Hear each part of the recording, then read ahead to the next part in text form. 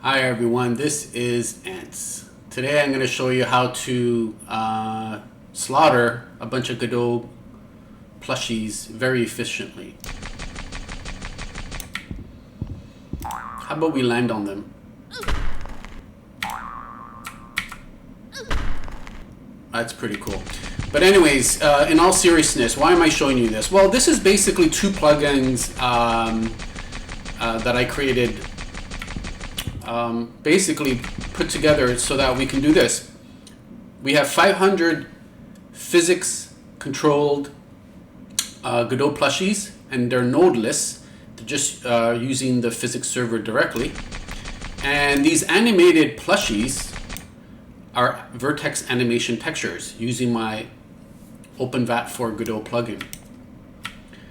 So this allows us to, with one draw call, draw all these plushies and control them with physics in terms of detecting collision shapes very efficiently. In this scene over here, I have to kill 500 Godot plushies within 30 seconds, and I've never done it yet. I've gotten close, but it's actually kind of hard.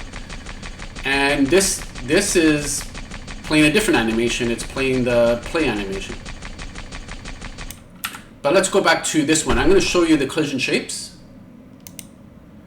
Okay, so now I have the collision shapes of the plushie. And now when my bullets hit it, and my bullets are also physics controlled, but there's only 50 of them. It's cheap anyways. Right, so I'm going to turn off debug. And yeah, the performance is really good. It's about 400 FPS, and it's 500 plushies. And it's not it's CPU bound. It's not CPU bound. It's only taken 0.25 to 0.3 milliseconds of CPU, and the majority of it is the GPU. It's actually GPU bound right now, which is good, right?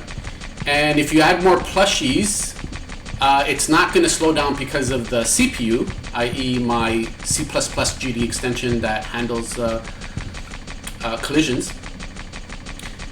It's going to be the GPU that's the limiting factor. Okay. Yeah, so that's basically it. I mean, when you can draw 400 animated plushies that have 2,000 vertices, and that crumble animation has 4,500 vertices, that's actually quite expensive. If I get rid of that, the performance shoots up quite a bit.